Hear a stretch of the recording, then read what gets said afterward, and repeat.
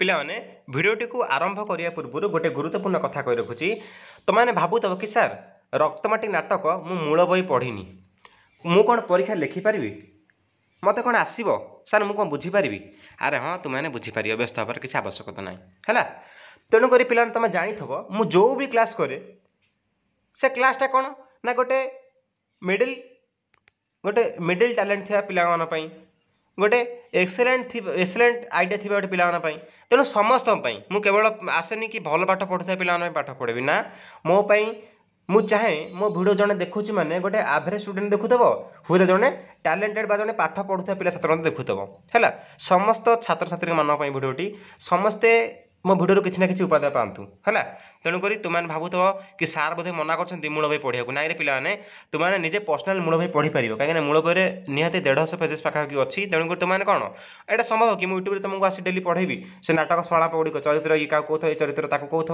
एमती मुझे पढ़ेबी कि यहाँ नाटक पे नाटक ना ना तेणुक मुझे कौन नाटक करी कि है तेणुक कौन करी ना तुमको गोटे आइडिया देदेवी है माने से नाटकर समुद्रर माने मूल अमृतटा मुझे देदेवी तेणुक तुमने गोटे आइडिया आसो कि नाई मत परीक्षा एजी टपिक एमती पाठटा करदे आम है कि ना पे बहुत इजी टपिक पे सहज अच्छी तुमने बुझेदेवी आ हाँ मो पूर्व भिडियो कौन करी ए रक्तमाटी नाटकर सारमर्म कही तुम चरित्र गुड़ कही कविचंद्र बा पद्मश्री कालीचरण पट्टनायक संपर्क किसी कही समस्ते कौन कर ना पूर्व भिडियो गोटे निहाती देख है आ जो पूर्व भिडियो देखना तुम किसी असुविधा ना ये भिडियो देखी सारा से देखिपार है आउ थे कही रखिली समस्ते पे कौन आम पिला समस्ते मो पिला समस्ते मु समस्त भिडियो बनाए पे केवल गोटे प्रो स्टूडेंट माने भल पढ़ुता पे नुहे समस्ते मो सामान गोटे गध पिला मो मोर एवं जड़े भल पाठ पढ़ुता पिला मोर है आज आम देखा रक्तमाटी नाटक है तुम भावना कि सार मुझे मूल बही पढ़ुनी फॉलो करूनी मूल माने धारणा ना रक्तमाटी कौन होता कौन ना सेमती किसी ना है आलोचना करवा देख आज गोटे प्रश्नोत्तर सर आलोचना करिया गोटे लंग क्वेश्चन देखा ये तुम क्लीयर हो परीक्षा जेकोसी लंग क्वेश्चन आसू यही लंग क्वेश्चन को लिखिक आसब क्लीयर अच्छा मु आशा करे तुमने कॉलेज अपेक्षा आज मुझे भी भिडियो माध्यम कहबी तुमने ताठू आहुरी बेटर बुझिबो घरे बसिकी ताठू आहुरी आराम से बढ़िया से बुझिबो मु सेमिति चेष्टा करे गोटे पिला भिडियो देखुचे माने तार किसी निहाती फलप्रद हो अच्छा आउटे कहूँ गोटे कथा समस्या क्वालिटी बढ़ी दियो जो उनको भिजिबल होनी ये जो लेटर गुड़िक लेखा गुड़िक जब भल देखा जाऊनी सेटिंग को जाओ भिजिबिलिटी 360 किंबा 480 रख है आरंभ करवा रक्तमाटी नाटकर नामकरण सार्थकता प्रतिपादन कर ए रक्तमाटी नाटक कहीं रक्तमाटी रखागला किंबा नामकरण ही नाटकार सृजन सृष्टि कला को कालजयी करे पठित रक्तमाटी नाटक को भित्ति कर यार सत्य प्रतिपादन कर कि आउ जेकोसी वे प्रश्न जेको शैली प्रश्न करूँ तुम यही आंसर टू लिखी आस चलो जी बर्तमान प्रश्न उत्तर आलोचना करवा से तुमको आउर किसी गुरुत्वपूर्ण कथा भी कौटी कौन लिखा से सब कुछ सेयार करी है अच्छा देख एठी से इंट्रोडक्शन कौन करछि ना नामकरण संपर्क किसी कही आम टे पढ़ा आम आज ये जहाँ लिखी से अनुसार पढ़ा और तुम जो जो पॉइंट कथा कही गोटे नोट करियो तुम भावु तो कि सार अधिक किसी गपुंट कि सेमती धारणा न पे मोर अभ्यास कौन जान मु जन को बुझे माने 100% क्लीयर न कर मत भल लगे मो मन जेपर्यंत गोटे येस न आसी कह येस कि हाँ ये कथाटा जो कहली 5 जन पिला बुझिपारे से जेपर्यंत मो मन न आस से गोटे कथा बारंबार कहूथी है सेमती भावना पे किसी कमेंट करते कि सार आप अधिक गपुंट आगे सब कमेंट करते भी तुमने कहीं कमेंट कर ना ओडियानस पिला 5 पिला हुआ तुमने जब सब ओडियानस पिला कहीं कमेंट करते अन्य पिला किसी कमेंट कर दिखती देख जे बुझाऊँ जे अधे थर कहूँ से गुरुत्वपूर्ण कथा मत माने खुशी लगुच अधिक गपुच तुम सहित भिडियोटा अधिक टाइम माने टाइम नौ मत खुशी लगुच से नुह तुमने मो सामने कहीं ना मो कथा समस्त पे बुझीपार मुझे कौ टाइप तुम जापर पे अच्छा मुझे मो संपर्क किसी कहनी तुमने मत कमेंट जन कि सार आपण क्लास भल लगे कि ये सर नो मत कमेंट सब कह आलोचना करवा नामकरण एक स्वतंत्र प्रक्रिया से देख नामकरण कथा कही तो सी देख कि आरंभ कला प्रत्येक सृष्टिर नामकरण थाए आम जाना रक्तमाटी कहीं नामकरण दिगला तुम मध्य गोटे इच्छा थी ये सर नो स्रष्टा निजर सृष्टि को विभिन्न नाम नामित करे जे स्रष्टा जे कविता लिखु कि उपन्यास लिखु कि प्रबंध लिखु कि समाचार जहाँ भी लिखु से गोटे नामकरण दिए नाम माध्यम जड़े अन्य जनक पाखरे हुए परिचित स्रष्टा ही सृष्टि नामकरण करता है ये भिडियो जिते लंबा हो पे समझ देख मुझे जानी ये भिडियो 20 मिनट हम कि अध घंटा हो जहाँ हम हम भिडियो बर्तमान करुच्ची ସୃଷ୍ଟିର ମନଗହନର ଅବ୍ୟକ୍ତ ଭାଷା ଓ ଭାବନାର ପରିଭାଷା ହିଁ ନାମକରଣ। ନାମକରଣ ଏଭଳି ହେବା ଉଚିତ ଯେ କେହି ପାଠକ ବିଷୟବସ୍ତୁକୁ ଯିବା ପୂର୍ବରୁ ବିଜୟ ସମ୍ପର୍କରେ ସାମାନ୍ୟ ଅବଗତ ହୋଇଥାଏ। ବିଜୟ ନୁହଁ, ବିଷୟ ସମ୍ପର୍କରେ, ବିଜୟ ନୁହଁ, ବିଷୟ ସମ୍ପର୍କରେ ସାମାନ୍ୟ ଅବଗତ ହୋଇଥାଏ। ରକ୍ତମାଟି, ବାପରେ ଏ ମାଟିଟା ପୁରା ରକ୍ତ ହୋଇଯାଇଛି, ନିହାତି ଏ ମାଟି ପାଇଁ କିଛି କାର୍ଯ୍ୟ ହୋଇଥିବ, ନିହାତି ଏ ମାଟିର ହିତ ପାଇଁ, ଏ ମାଟିର ହକ୍ ପାଇଁ, ଏ ସମାଜ, ଏ ମାନବମାନଙ୍କର ହକ୍ ପାଇଁ କିଛି କାମ ହୋଇଥିବ ହେଲା। ତେଣୁ ବିଷୟ ସମ୍ପର୍କରେ ସାମାନ୍ୟ ସେ କ'ଣ ତାର ଅବଗତ ବା ଜାଣିପାରିଥାଏ। ଏହି ନାମକରଣ ପ୍ରକ୍ରିୟାକୁ ସାଧାରଣତଃ ଦୁଇ ଭାଗରେ ବିଭକ୍ତ କରାଯାଏ। ଗୋଟେ କ'ଣ, ଗୋଟେ ହେଲା ବିଷୟଗତ ନାମକରଣ, ଆଉ ଗୋଟେ ହେଲା ଭାବଗତ ନାମକରଣ। ଗୋଟେ ଫିଲିଙ୍ଗସ୍ ଆସିଯିବ, ଗୋଟେ ଚିନ୍ତା ଥଟ୍ ଗୋଟେ ଆସିଯିବ କି ନାହିଁ ଏଇଭଳିଆ। ଆଉ ବିଷୟ କ'ଣ ନା ଏଇ ଷ୍ଟୋରି, ଆଉ ବିଷୟ ସରୁ କ'ଣ ପିଲା ନା ଗୋଟେ ବସ୍ତୁଗତ ହେଲା, ଆଉ ଗୋଟେ ହେଲା ଭାବଗତ। ବସ୍ତୁ କହିଲେ କ'ଣ, ଗୋଟେ ଘଟଣାକୁ ମାନେ ଆଧାର କରି ସେ ବସ୍ତୁ ମାନେ ସେ କାର୍ଯ୍ୟଟା କ'ଣ, ଆଉ ଗୋଟେ ହେଲା ଭାବକୁ ଆଧାର କରି।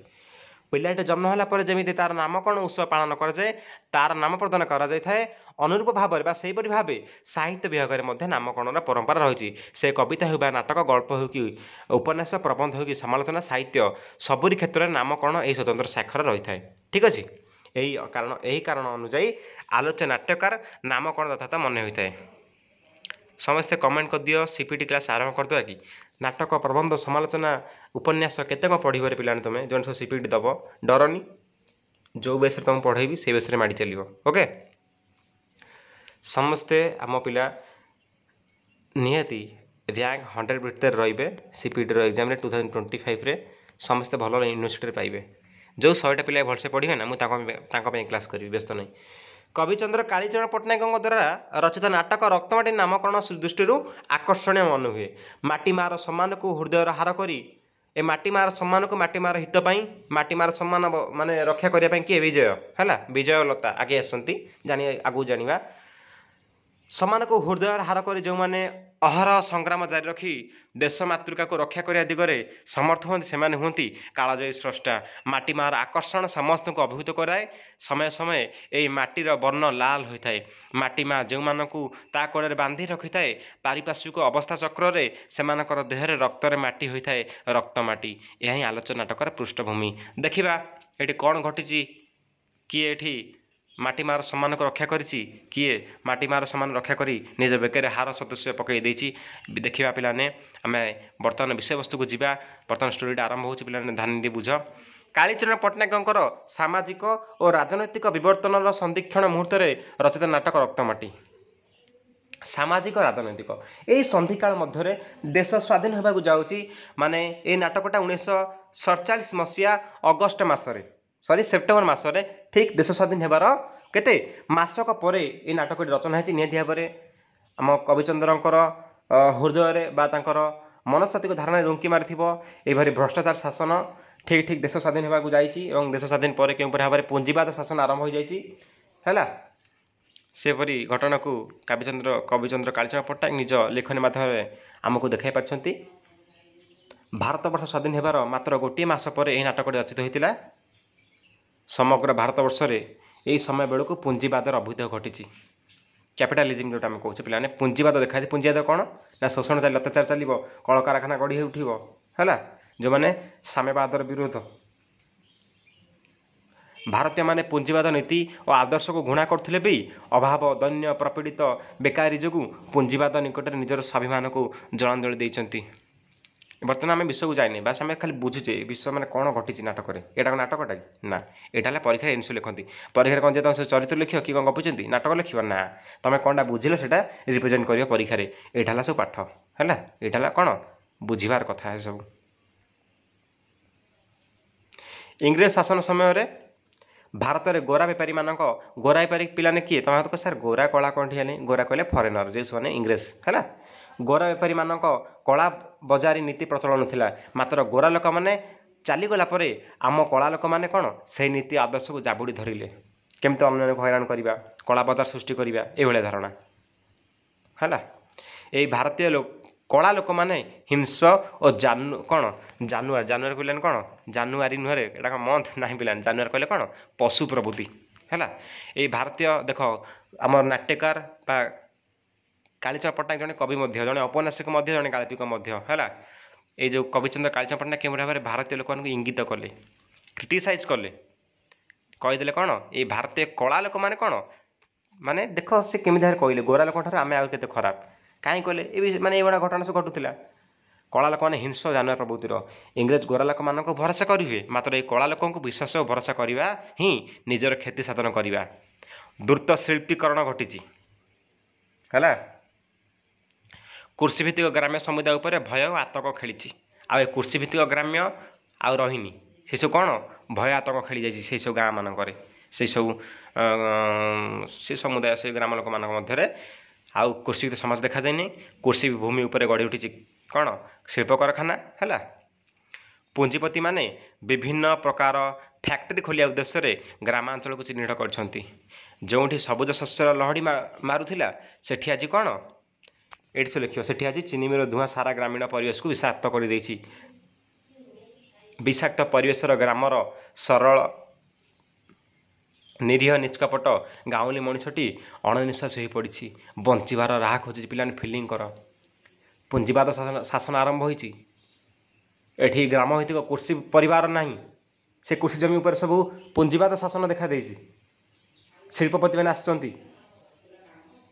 हुए तो अन्य राज्य आसत बोधे उत्कल को आसिले शासनाधीन कले शिल्प कारखाना गढ़िले भाविल से समाज कौन हो साधारण उत्कल गरीब लोक हाहाकार पड़ जाऊँगी लुह लुहरे भासी उठुची जापार तो पिला चारिड़े कला बजार मुनाफाकोर माने अत्याचार टाउटर सब चली मुनाफार गोष्ठी समस्ते जपर जड़े जड़े छद्मवेशी शोषणकारी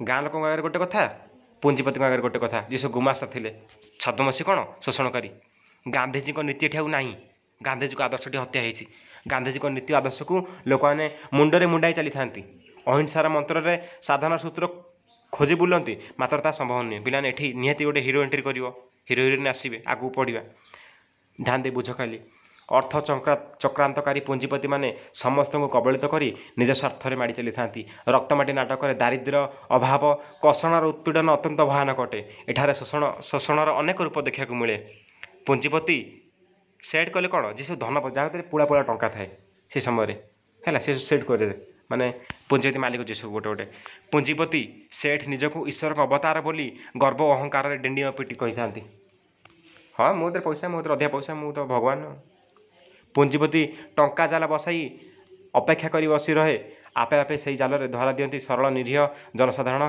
दरिद्र चाषी डाक्तर सांबादिक देशसेवक ये गोटे चरित्र जहाँ जो चरित्र अच्छे से कथा सब से कहूँ कि बाहर कथा कहून पाने समाज कथा ही पूरा कहते कवि कालीचरण पट्टनायक नाटकटा पाने गोटे जदि आम कह कालजयी नाटक कहले अकृत हे ना बढ़िया नाटकटा पाने ये टंका बेचे पकू समस्ते ये टंका जाल फसी जाती देशसेवक कई से बात पड़ती समुदाय शासन कल को अख्तियार करने पुंजीवाद पीड़ित समाज व्यवस्था और शासन कलर तार समस्त योजना आदर्श पंड हो जाए समाज और शासन व्यवस्थार यही दिग सहित नाटकार व्यक्तिगत अनुभूति संजोग घटी पाने देख नाटकार यही नाटक को नहीं कम मत देती कौन आत्मजीवनी कुंभार चक ताकर आत्मजीवनी निज जीवन शैली कौन घटी कौन घटी सी लिखिले क आत्मजीवनी जो सी केन्द्र साहित्य अकादेमी पुरस्कार मत पाई ना कौन तो ये आत्मजीवनी रे कुंभार चक्कर देख सी कौन कहते मो फसल गाँव में बहुत काल बीताई थिलाबाला नथिला बाला सभी गाँव में बांधि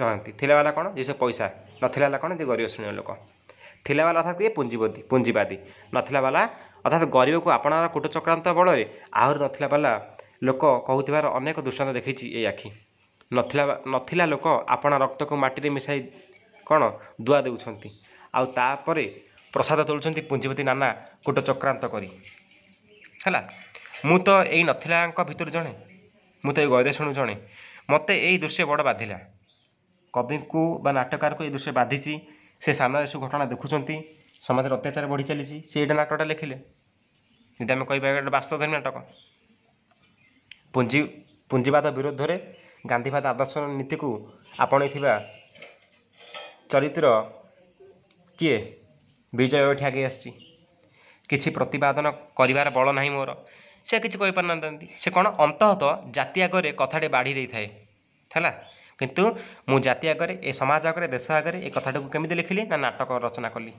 कौन ना रक्तमाटी कुंभार चक्र से कथा कहले आत्मजीवनी ग्रंथ एया भावी देख से केवे रचना कले 6/9/1947 अर्थात के सेप्टेम्बर 6 तारिख में 1947 अर्थात आम देश स्वाधीन होबार ठीक मास एक मास जो सेप्टेम्बर मसरे रत्नबाड़ी नाटक लिखि परसी बसिली मुनाफाखोर पुंजीपतिर दुर्नीति दुराचार विरुद्ध ग्रामर जड़े पाठुआ युवकर सेवा आउ त्याग उपर नाटकटी गढ़ी उठी कुंभार चक पृष्ठा नंबर 309-310 मध्य कहते खाली लिखिद कुंभार चक ब्याकेट लिखिद कुंभार चक ये लिखि दौच एक पाराग्राफ करिकी है पाराग्राफ पर जो लिखिदे तुम इंप्रेसन बहुत बढ़िया पड़े पे लिख पे परीक्षा एटा तो के घोषणा गोटे आइडिया कि माने नाटक एक कथा कहते कुंभार चक आत्मजीवनी ग्रंथ ये कुंभार चकटा कौन यहाँ गोटे आत्मजीवनी ग्रंथ यहाँ गोटे ग्रंथ जमी आम पढ़ुचे नाटक कौन रक्तमाटी सेमती गोटे कुंभार चक तो कौन तर आत्मजीवनी ग्रंथ है निज जीवन को केन्द्र कर जहाँ घटना घटी से लिखिं बर्तमान देखिए स्टोरीटा एटू जी सब उच्च तो कमेंट कर दियो कि सार क्लासटा बढ़िया लगुच है यही समय भारत वर्ष दुईटी चरित्र व्यक्ति को देखा मिला प्रथम है जमीदार बा सामंतवादी चरित्र अन्य पुंजीपति बा शिल्पपति पुंजीपति माने वाणिज क्षेत्र में जमीदार ढेर आगरे बेपार वाणिज्य क्षेत्र में से चक्रांतकारी चक्रांत बल से समय हजार हजार जमीदार पुंजीपति चक्रांतर शिकार होती यही परिप्रेक्षी में अर्ध सामंतवाद और सामंतवाद को संपूर्ण भाव कुक्षतिगत कौन कुक्षिगत कर माने लंडमुंड करदे माने भ्रष्टाचार करदे तार चरित्र रक्तबाड़ी नाटक प्रतिफलित कि भाव में एठी सामंतवाद को हत्या करा पुंजीपतिर शासन व भ्रष्टाचार बढ़ी चली पुंजीवाद निकट में सकल मानविक गुण दया क्षमा प्रेम और सदिच्छा प्रवृत्ति पराभूत होती आलोचना नाटक पे तुम समुद्र जब पढ़ुच तुम पोखरी लिखिपार से कौन कौन अधिक पढ़ाऊँ तुमको गोटे मैंने तुम धारणा आसो लिखि चल परीक्षा डरनी आलोचना नाटक में पुंजीवाद आउ जमीदार मध्य प्रभेद को नाटकार जीवंत भाव परिवेषण कर सेठ गंगाराम पुंजीपति किए सेठ गंगाराम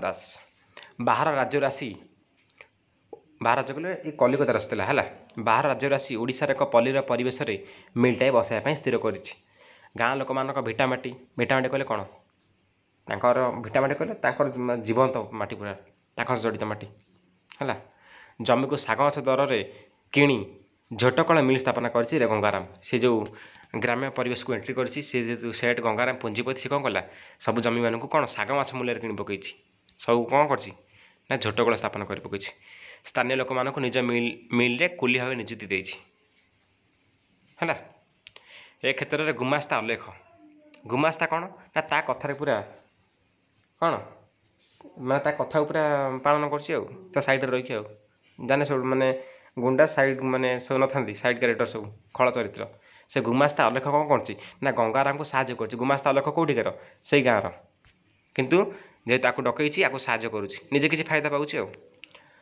निज निज जाति भाई को हत्या कौन हत्याचार कर स्वार्थपाई गंगाराम बोलकर होती जानपारे बोलकरा गुमास्ता उल्लेख नाटकर प्रथम अंकर प्रथम दृश्य खाଇବା ପିଇବା मौज मौसिल चित्र दर्शाई नाटकटी केमी आरंभ होती ना विराट प्रसाद गोटे कोठा गोटे अच्छी प्रसाद से कौन हो ना भोजन व्यवस्था होती अट्टालिका सुच अट्टालिका देखा दूसरी से सब खाଇବା व्यवस्था होती खाଇବା व्यवस्था किए कर गंगाराम कर से गाँव भद्र सुपरिचित लोक मान किए डकई गंगाराम डकई कि जानी क्या चिन्हती ना ये किए डक गुमास्ता थोड़ा डकई खोद गंगाराम निजर स्वार्थपाई एभली एक पार्टीर आयोजन कर पार्टी गोटे दौर गुमास्ता अलेखक निर्देश में मान्यगण्य व्यक्ति मानक भोज को निमंत्रण कराई क्या डका क्या न डका दायित्व कहीं नहीं अलेख गुमास्ता नहीं है प्रथम दृश्य सूचना मिले यही गाँव में सेठ गंगाराम एक झोटकल बसाइब स्थानीय ग्राम बासिंदा कुली और मजुरिया भाव काम करेंगे सरल लोक मानक नियुक्ति प्रदान कर शोषण करवा सेठ गंगाराम लक्ष्य यही समय जराजीर्ण कुली राम प्रधान प्रवेश कर भोजी भात आयोजन हो लोक सब खाऊँ मान्यगण्य लोक सब आई है डाक्तर बाबू आई जमीदार बाबू आई सब लोक खाऊँ यही समय एंट्री कला किए राम प्रधान तुम कही राम प्रधान झील राम प्रधान जड़े कुली था झील लता है अच्छा ये कुली राम प्रधान चट्टकल कलिकतार चट्टकल काम कर से केवल हाड़ कंकाल धरी फेरीनी साथी बोही आनी अनेक व्याधि रोगग्रस्त माने पलाए गाँव को पलाई आसी पेट पोषापी गाँ छाड़ी दूर को ଚାଲିଗଲା ପରେ ଗାଁରେ ପଡ଼ିଥିବା ପୈତୃକ ତା ବାପାର ଢିଅ ଖଣ୍ଡିକ କୌଶଳ କ୍ରମେ ଅଲେଖ ସେठ ନାଁରେ କରିଦେଇଛି। ଅଲେଖ କ'ଣ କରୁଛି, ସମସ୍ତ ଗାଁରେ ଯାହା ଜମି ସବୁ ପଡ଼ିଛି ସେ କ'ଣ କରୁଛି ନା ଗଙ୍ଗାରାମଙ୍କ ନାଁରେ କରିଦେଉଛି ସବୁ ଯାକ ହେଲା। ନିଜ ଘରକୁ ଆସି ରାମପ୍ରଧାନ ଦେଖେ ତା ଢିଅ ଉପରେ ଛିଡ଼ା ହେଉଛି ସେଠର କୋଠାଘର। କାହାର? ସେଠର କୋଠାଘର ଠିଆ ହେଇଛି, ଗୋଟେ କଳ ଦେଖାଦେଉଛି ତା ଜାଗା ଉପରେ। ତାକୁ କେତେ ଦୁଃଖ ଲାଗୁଥିବ କହିଲ। କୁଚକ୍ରୀ ଅଲେଖ ମିଥ୍ୟା ସମବେଦନା ପ୍ରକାଶ କରି ରାମପ୍ରଧାନ କ'ଣ କହୁଛି ଦେଖ, ସମବେଦନା ଦେଉଛି ଦେଖ କେମିତି ତାକୁ ବୁଝଉଛି। କାହାକୁ? ରାମପ୍ରଧାନକୁ। କି ବୁଝଉଛି? ଅଲେଖ ତୋ ଭାରିଜା ମାନେ ତୋ ସ୍ତ୍ରୀ, ତୋ ଭାରିଜା ଝିଅ କିଛି ଉପାୟ ନ ପାଇ ଭୋକ ଉପାସରେ ଠୋ ଠୋ ହେଲେ, ଢିଅ ଖଣ୍ଡିକ ବି କେହି ବନ୍ଧା ରଖିଲେ ନାହିଁ। ଜାଣୁନାହୁଁ ଏଠା ଲୋକଙ୍କ କଥା, ତୁ ଜାଣିନାହୁଁ ଏଠି ଗାଁ ଲୋକ କେମିତି ତାକୁ ବୁଝେଇ କହୁଛି ଦେଖ ଚାଲାକିରି। ମୁଁ ଫେର ବହୁତ ଧରାଧରି କରି ଜମିଦାର ଶିରସ୍ତାରୁ ତୋ ନାଁଟାଏ କରାଏ, ତୋ ନାଁ କଟାଏ, ତୋ ଭାରିଜା ନାଁରେ ଦାଖଲ ଖାରଜ କରେଇ ଏଇ ଢିଅ ଖଣ୍ଡିକ ସେଠକୁ ଧରାଇ ଦେଲି। ଜାଣିପାରିଲ? ତୋ ନାଁ ସେଠି କଟେଇ ଦେଲି, ତୋ ସ୍ତ୍ରୀ ନାଁରେ କରିକି ଏଇଟା କ'ଣ କଲି, ସେଠକୁ ଏ ଜାଗା ନାଁଟା ଧରେଇଦେଲି। କ'ଣ କରିବା, ଗାଁ ଭୁଇଁ ସାଇ ଭାଇ କଥା, ଆମରି ଆଖି ଆଗରେ ପିଲା ମାଇପେ ଆଉ କ'ଣ ତୋର ମରନ୍ତେ। ଏଇ କଥା ଯଦି ଆମେ ଲେଖିବ ନାଟକ ଶୈଳୀରେ ପିଲାମାନେ ଟିକେ ପାରାଗ୍ରାଫ ପଢ଼ିକି, ଏଇଟା ମଧ୍ୟ ଭଲ ଇମ୍ପ୍ରେସନ୍ ଆସିପାରିବ, ଆଉ ଗୋଟେ ମନଖ ଭଲ ହେବ। କେବଳ ରାମପ୍ରଧାନର ଢିଅ ଖଣ୍ଡିକ ନୁହେଁ, ଜମିଦାରଙ୍କ ଜମିକୁ ମଧ୍ୟ କୌଶଳ କ୍ରମେ ସେଠ ଗଙ୍ଗାରାମ କ'ଣ କରିଛି, କରାୟତ୍ତ କରିନେଇଛନ୍ତି। ଜମିଦାର ବାବୁ ସଚ୍ଚୋଟ, ଆମୟିକ ଓ ଭଦ୍ର। ଯଦିଓ ଶୁଦ୍ଧ କାରବାର କରନ୍ତି, ମାତ୍ର ଶୁଦ୍ଧ ପଇସା ବ୍ୟକ୍ତିଗତ କାର୍ଯ୍ୟରେ ନିୟୋଜନ କରନ୍ତି ନାହିଁ, ବିଭିନ୍ନ ଉନ୍ନୟନମୂଳକ କାର୍ଯ୍ୟରେ ଶୁଦ୍ଧ ପଇସାକୁ ଖର୍ଚ୍ଚ କରନ୍ତି। ଏ ଜମିଦାର ବାବୁ ବହୁତ ଭଲ ଲୋକ ଥିଲେ। ସ୍କୁଲ, ମନ୍ଦିର ଏହିପରି ଅନେକ ଅନୁଷ୍ଠାନ ଅଶୁଦ୍ଧ ପଇସାରେ ଗଢ଼ି ଉଠିଛି। ଜମିଦାର ଆଜି ନିଃସ୍ୱ। କାହିଁକି ନା ନିଜ ଝିଅ ବାହାଘର ପାଇଁ ଯେତେବେଳେ ଗଙ୍ଗାରାମ ପାଖରେ ଅନୁନୟ ହୋଇ ଉଧାର ଟଙ୍କା ମାଗିଛନ୍ତି, ତାଙ୍କୁ ନିରାଶ ହେବାକୁ ପଡ଼ିଛି। କି ଗଙ୍ଗାରାମ କଥା ଇଏ କିନ୍ତୁ ଦିଅନ୍ତି ଅନ୍ୟମାନଙ୍କୁ, କିନ୍ତୁ ସମୟ ଆସିଛି ତାଙ୍କ ଝିଅ ବାହାଘର କରିବା ପାଇଁ ସେ ଗଲେ ସେଠ ଗଙ୍ଗାରାମ କହନ୍ତୁ, କିନ୍ତୁ ଗଙ୍ଗାରାମ କ'ଣ କଲା, ମନା କରିଦେଲା, ରିଫ୍ୟୁଜ୍ କରିଦେଲା ନା କ'ଣ, ଯାହା ପଳା ତୋଠୁ। କେତେ ମାନେ ବେଇମାନ ଦେଖ, ସିଏ କେତେ ବଡ଼ ଖରାପ କାମ କଲା। ଜମିଦାରଙ୍କ ବଡ଼ ପୁଅ ନିରଞ୍ଜନ ଓ ସାନ ପୁଅ ବିଜୟ ଉଭୟ ଉଚ୍ଚଶିକ୍ଷିତ, ଚାକିରି ନ କରି ସମାଜ ସେବା କାର୍ଯ୍ୟରେ ମନୋନିବେଶ କରିଛନ୍ତି। ଗାନ୍ଧୀବାଦୀ ନୀତି ଓ ଆଦର୍ଶରେ ଗାଁ ଗାଁ ବୁଲି ସଂଗଠନ କରିଥାଇ ନାରୀ ମଙ୍ଗଳ ସମିତି ପାଇଁ ଲତାର ସାହାଯ୍ୟ ନେଇଛି। ଲତା କିଏ ପିଲାମାନେ? ରାମପ୍ରଧାନର ଝିଅ ଯିଏ କୁଲି, ରାମପ୍ରଧାନର ଝିଅ ହେଲା ଲତା। ଏ ଦୁଇ ଜଣ ପ୍ରେମ ବିବାହ କରିଛନ୍ତି। ନାରୀ ଜାଗରଣ ପାଇଁ ଉଭୟ ଲତା ଓ ବିଜୟ ଅଣ୍ଟା ଭିଡ଼ିଛନ୍ତି। ଇଏ ହେଲେ କ'ଣ, ହିରୋ ହିରୋଇନ୍ କ୍ୟାରେକ୍ଟର ହେଲା, ନାୟକ ନାୟିକା ଏଇ ନାଟକର। ସମୟକ୍ରମେ ଉଭୟଙ୍କ ମଧ୍ୟରେ ପ୍ରେମ ସମ୍ପର୍କ ସୃଷ୍ଟି ହୋଇଛି। ସବର୍ଣ୍ଣ ଘରର ପୁଅ ହୋଇ ମଧ୍ୟ ଅସବର୍ଣ୍ଣ କ'ଣ ନା ଛୋଟ ଜାତି, ଯେଉଁଟା ଆମେ କହୁଛେ ନିଚ ଜାତି ହେଲା। ଇଏ କୁଲି ପରିବାର ନା, ତା ବାପା ଜଣେ କୁଲି, ତା ଝିଅ ହେଲା କିଏ, ଲତା। ତେଣୁ ଇଏ ହେଲା ଅସବର୍ଣ୍ଣ ଲତାକୁ ଜୀବନସାଥୀ ରୂପେ ବାଛି ନେଇଛି ବିଜୟ। ନାଟକର ନାୟକ ବିଜୟ ଜଣେ ଉଚ୍ଚ ଶିକ୍ଷିତ ଏବଂ ଜଣେ କବି ମଧ୍ୟ। କାରଣ ଦେଖିବା ପ୍ରାୟ ନାଟକରେ ଦେଖା ଖାଲି କବିତା ପରେ ଉଠିଛି ନାଟକରେ ହେଲା। ସତ ବିଭୀଷିକା ଭେଦି ଆମେ ଗଢ଼ିବାରେ ବାରବାଟୀ, ବଜ୍ର ବରଷା ଘେନି ପଛେ ମାତେ ଆକାଶ ପଡ଼ୁରେ ଫାଟି, ଯାଉରେ ଜୀବନ ଆସୁରି ମରଣ ଥାଉ ଏ ରକ୍ତ ମାଟି, ସତ୍ୟର ଆମେ ସନ୍ତ୍ରୀ। ପ୍ରଥମ ଦୃଶ୍ୟରେ ଏଇଟା କୁହାଯାଇଛି। ଏଇଟା ଯଦି ଲେଖିବ ପିଲାମାନେ ବହୁତ ବଢ଼ିଆ ଇମ୍ପ୍ରେସନ୍ ଆସିବ। ଆଉ ଥରେ କହୁଛି, ସତ ବିଭୀଷିକା ଭେଦି, ସତ କଲେ 100, ବିଭୀଷିକା କଲେ ଯନ୍ତ୍ରଣା ଭେଦି, ଆମେ ଗଢ଼ିବାରେ ବାରବାଟୀ, ବଜ୍ର ବରଷା ଘେନି ପଛେ ମାତେ ଆକାଶ ପଡ଼ୁରେ ଫାଟି, ଯାଉରେ ଜୀବନ ଆସୁରି ମରଣ ଥାଉ ଏ ରକ୍ତ ମାଟି, ସତ୍ୟର ଆମେ ସନ୍ତ୍ରୀ। ଆମେ ସଦାବେଳେ ସତ୍ୟର ସୈନିକ, ସନ୍ତ୍ରୀ କଲେ ସୈନିକ। ଶୋଷଣ ବିରୁଦ୍ଧରେ ଗାନ୍ଧିଜୀଙ୍କ ଅହିଂସା ନୀତିର ସମର୍ଥକ। ଏ ଗାନ୍ଧୀବାଦୀ ଆଦର୍ଶରେ ଦୀକ୍ଷିତ। ଶୋଷଣ ବିରୁଦ୍ଧରେ ସଂଗ୍ରାମ ଜାରି ରଖି ଶୋଷଣମୁକ୍ତ ସମାଜ ଗଠନ କରିବା ବିଜୟର ଲକ୍ଷ୍ୟ। ଅନ୍ୟାୟ, ଅନୀତି, ଅଧର୍ମ ବିରୁଦ୍ଧରେ ଅହରହ ସଂଗ୍ରାମ କରିଚାଲିଛି। ଜନସାଧାରଣମାନଙ୍କୁ ସେମାନଙ୍କ ନ୍ୟାୟ, ଦାବି ଆଉ ହକ୍ ସମ୍ପର୍କରେ ଦେଖ ସେ ବୁଝୁ। ସେ ସମୟରେ ଲୋକମାନେ ସବୁ ମୂର୍ଖ, ଜାଣିପାରୁନାହାନ୍ତି, ତାଙ୍କ ଜମି ସବୁ ବିକ୍ରି ହେଇଯାଉଛି, ମାନେ ଏ କରାୟତ୍ତ କରୁଛି ପୁଞ୍ଜିପତି ଗଙ୍ଗାରାମ, ଆକୁ ସାହାଯ୍ୟ କରୁଛି ଅଲେଖ ଗୁମାସ୍ତା। ଏହି ସମୟରେ ଏକ ଉଚ୍ଚଶିକ୍ଷିତ ପାଠ ପଢ଼ିବା ବ୍ୟକ୍ତି ଆସିଛି, ଲୋକମାନଙ୍କୁ ବୁଝଉଛି, ଏ ସଜାଗ ହୁଅ, ତମର ହକ୍ ଅଛି ହେଲା। ସଚେତନ କରୁଛି କିଏ ଆମର କିଏ, ବିଜୟ। ଆଉ ହକ୍ ସମ୍ପର୍କେ ବିଭିନ୍ନ ସ୍ଥାନରେ ସଭା ସମିତି କରି ଉଦ୍ବୋଧନ ଦେଇଛି। ବିଜୟର ନୀତି ଓ ଆଦର୍ଶ ତଥା ସଂକଳ୍ପକୁ ଜନସାଧାରଣ ସମର୍ଥନ କରିଛନ୍ତି। ଶୋଷକ ଗଙ୍ଗାରାମ କ'ଣ ନା ସ୍ୱାର୍ଥଲିପି ମନୋବୃତ୍ତି, ଅର୍ଥ ଲାଳସା, ଶ୍ରମିକ, କୁଲି ଓ ଖଟିଖିଆମାନଙ୍କ ଅକଥନୀୟ ଅତ୍ୟାଚାର ଦେଖି ବିଜୟ ନିଜକୁ ଆୟତ୍ତ କରିପାରିନି। ଅନ୍ୟାୟ ବିରୁଦ୍ଧରେ ପ୍ରତିବାଦ କରି ମିଥ୍ୟା କେସ୍ରେ ଅପରାଧୀ ହୋଇ ଜେଲ୍ ଯାଇଛି। ଦେଖ, ଆର ପଇସା ଅଛି ବୋଲି ତାକୁ କ'ଣ କଲା ନା ମିଥ୍ୟା କେସ୍ରେ ଜେଲ୍ ନେଇଗଲା। ସେ ସମୟ ଥିଲେ ସେ ଏମିତି ଘଟଣା ଘଟୁଥିଲା। ଜେଲ୍କୁ ଫେରି ମାଟି ମାର ସନ୍ତାନ ପ୍ରତି ଅତ୍ୟାଚାରକୁ ଦେଖି ଯନ୍ତ୍ରଣା ଅନୁଭବ କରିଛି ହେଲା। ସଂଗ୍ରାମ ଯୁଦ୍ଧରେ ସେ ହାରି ଯାଇଛି, ଜେଲ୍ ଗଲା ବିନା ଦେଶରେ, ହକ୍ ପାଇଁ ଲଢ଼ୁଥିଲା। ବିଦେଶୀ ଶକ୍ତିର ଅର୍ଥବଳ ନିକଟରେ ଜନ୍ମମାଟି ଆଜି ବନ୍ଧା ପଡ଼ିଛି। ଦରିଦ୍ର ଅଭାବୀ ଓ ମେହନତି ମଣିଷର ତତଲା ଲୁହରେ ମାଟି ରକ୍ତ ରଞ୍ଜିତ। ଶୋଣିତର ତତଲା ଲୁହରେ ମାଟି ଲାଲ ଦେଖାଯାଉଛି। ପୁଞ୍ଜିବାଦ ଓ ସାମନ୍ତବାଦର ବିଲୋପ ପାଇଁ ଯେତେ ଯାହା କଲେ ବି ତାହା ବୃଥା ବୋଲି ବିଜୟ ଭାବିଛି। ତଥାପି ମନରୁ ବିଶ୍ୱାସ ଆଉ ଭରସାକୁ ଦୂର କରିପାରିନି। ରାତି ପାହିବାକୁ ଅଳ୍ପ ଅଛି, ଅନ୍ଧାର ସବୁଦିନ ପାଇଁ ନଥିବ। ନୂତନ ସୂର୍ଯ୍ୟାଲୋକରେ ଦରିଦ୍ର କୁଟୀର ହସି ଉଠିବ। ଦେଖ କେମିତି ଆଭାସ ଦେଉଛନ୍ତି, ନିଶ୍ଚୟ ପରିବର୍ତ୍ତନ ହେବ, ନିଶ୍ଚୟ ସମାଜ ବଦଳିବ। ଆମ ନାଟକକାର କେଉଁଭଳି ପରିବର୍ତ୍ତନର ସ୍ୱରର ଆଭାସ ଦେଉଛନ୍ତି। ମନରେ ଅସରନ୍ତି ସାହସ ବସା ବାନ୍ଧିବ। ଜୋର କରି ସେମାନେ ନିଜ ଅଧିକାର ସାବ୍ୟସ୍ତ କରିବେ। ସାମନ୍ତବାଦୀ ପୁଞ୍ଜିବାଦୀ ଯୁଗର ଅବସାନ ଘଟିବ। ହେଲା, ଏହି ବିଶ୍ୱାସ ଆଉ ସଂକଳ୍ପକୁ ସାଥିରେ ଧରି ଆଗେଇ ଚାଲିଛି ବିଜୟ। ଲତା ମଧ୍ୟ ବିଜୟ ସହ ପାଦ ମିଳାଇ ନୂତନ ସୂର୍ଯ୍ୟର ସନ୍ଧାନରେ ଆଗକୁ ମାଡ଼ି ଚାଲିଛି। ପଛରେ ରହିଯାଇଛି ଗାଁ ମାଟି। ପିଲା ତୁମେ ଏଇ ଯଦି ହେବ, ପିଲାମାନେ ଯଦି ପାରିବ ଏଇଟା ଗୋଟେ କହିପାରିବ, ଆଲୋକ ପଥର ଯାତ୍ରୀ ଚାଲରେ ଚାଲରେ ଆଲୋକ ପଥର ଯାତ୍ରୀ, ଦଳି ଚାଲ ବୀର ତମସା ଘନ ରାତ୍ରି। ହେଲା, ପଛରେ ରହିଛି ଗାଁ ମାଟି, ବନ୍ଧୁ ପରିଜନ ଶ୍ରମିକ ଶ୍ରେଣୀ। ପୁଣି ସେମାନେ ଫେରିବେ ନୂତନତ୍ୱର ସମ୍ଭାବନାକୁ ନେଇ। ଏହା ହିଁ ଥିଲା ରକ୍ତ ନାଟକର ପଟ୍ଟଭୂମି। ବାସ୍ତବିକ ଲାଷ୍ଟକୁ କ'ଣ ଲେଖିବ, ବାସ୍ତବିକ ନାଟକକାର କାଳିଚରଣ ପଟ୍ଟନାୟକ ରକ୍ତନାଟି ନାଟକର ନାମକରଣକୁ ଉପଯୁକ୍ତ ସଂଳାପ, ଚରିତ୍ର ଓ ପରିବେଶକୁ ନେଇ ବାସ୍ତବଧର୍ମୀ କରାଇଛନ୍ତି, ଯାହାକି ସ୍ୱାଗତ ଯୋଗ୍ୟ ଅଟେ। ପିଲାମାନେ ମୁଁ ପ୍ରଥମ ଭିଡ଼ିଓ ରତ୍ନଟିକୁ ନେଇ କରିଥିଲି, ସେ ଭିଡ଼ିଓ ସମସ୍ତେ ଦେଖିନି। ଏଇଟା ହେଲା ଲଙ୍ଗ କୋଶ୍ଚିନ୍ ଥିଲା, କିନ୍ତୁ ପରୀକ୍ଷା ଲିଖିତ ଏଇଟା ମୁଁ କହିଲି। ସେ ଭିଡ଼ିଓରେ କ'ଣ କରୁଥିଲି ନା ତୁମ ଚରିତ୍ର ଏବଂ ନାଟକକାର ସମ୍ପର୍କରେ କିଛି କହିଥିଲି। ଏ ବିଷୟଟା କାହାପରେ ପର୍ଯ୍ୟବେସିତ ସେ ସମୟରେ ମଧ୍ୟ କିଛି ଭଲ ଭାବରେ କହିଥିଲି। ଏ ଭିଡ଼ିଓ ମଧ୍ୟ ସମସ୍ତେ କିଛି ବୁଝିପାରୁଥିବ। ପିଲାମାନେ କମେଣ୍ଟ ଜଣେଇବ କ୍ଲାସ୍ଟା କେମିତି ଲାଗିଲା। ଆମେ ନେକ୍ସଟ କ୍ଲାସ୍ରେ ରକ୍ତନାଟକୁ ନେଇକି କେମିତି କ'ଣ ସବୁ ପରୀକ୍ଷା ସର୍ଟ କୋଶ୍ଚିନ୍ ଆସିବ ତାକୁ ମଧ୍ୟ ମୁଁ ରିପ୍ରେଜେଣ୍ଟ କରିବି। ଦେଖ ପିଲାମାନେ, ମୁଁ କହିଥିଲି ଅନୁମାନ କହିଥିଲି ଭିଡ଼ିଓଟି ନିହାତି ଅଧଘଣ୍ଟା ହେଇଯିବ। ଦେଖ 27 ମିନିଟ୍ ହେଇଗଲା। ତ ଭିଡ଼ିଓକୁ ମୁଁ ଏଇଠି ବିରାମ ଦେଉଛି। ଦେଖା ହେବ ଅନ୍ୟ ଏକ ଏପିସୋଡ଼ରେ। ରହୁଛି, ଜୟ ଜଗନ୍ନାଥ। ତୁମମାନେ ନିହାତି ସେୟାର କର ପିଲାମାନେ, ସମସ୍ତଙ୍କୁ ଭିଡ଼ିଓଟି ପହଞ୍ଚାଇ ଦିଅ। ସମସ୍ତେ ଉପକୃତ ହୁଅନ୍ତୁ। ଭାବନା କି ସାର୍ ସେ ପଢ଼ି ପକାଇବେ, ସେ ମୋଠୁ ଆଗକୁ ପଳେଇବେ, ସେମିତି ନାହିଁ ପିଲାମାନେ। ସମସ୍ତଙ୍କର ଉପକାର କର, ସେମିତି ସେ ଆଗକୁ ଯାଆନ୍ତୁ, କ'ଣ ଆଗକୁ ପଳେଇବେ ସେମିତି କାହିଁ ଭାବୁଛ। ସମସ୍ତେ ସେୟାର କର, ସମସ୍ତେ ଲାଇକ୍ କର। କାହିଁକିନା ମୁଁ ଯେ ଚାହିଁଥାନ୍ତି ପିଲାମାନେ ଆଗକୁ ପଳେଇବେ, ମୁଁ ଭିଡ଼ିଓ କରିବିନି, ଏମିତି କ'ଣ ଭାବନ୍ତି? ଏମିତି ଭାବନା। ସମସ୍ତେ ସାହାଯ୍ୟ କରିବାର ମନୋବୃତ୍ତି ରଖ। ସମସ୍ତଙ୍କୁ ଭିଡ଼ିଓଟି ସେୟାର କରିଦିଅ। ମୋ ରିକ୍ୱେଷ୍ଟ ସମସ୍ତେ ରଖ। ଭାବୁଛି ମୋ କଥା ସମସ୍ତେ ମାନିବ। ସମସ୍ତ ଫ୍ରେଣ୍ଡସ୍କୁ ପିଲାମାନେ ଭିଡ଼ିଓଟି ସେୟାର କରିଦିଅ। ତୁମ ଡିପାର୍ଟମେଣ୍ଟର ପର୍ସନାଲ୍ ସେୟାର କର। ଓକେ, ଏତିକି ପିଲାମାନେ ମୋ ପାଇଁ କର, କାହିଁକିନା ସେମାନେ ମଧ୍ୟ କିଛି ଉପକୃତ ହୁଅନ୍ତୁ। ମୁଁ ଚାହୁଁଛି ପିଲାମାନେ ସମସ୍ତେ ଭିଡ଼ିଓ ଦେଖନ୍ତୁ। ରହୁଛି, ଜୟ ଜଗନ୍ନାଥ।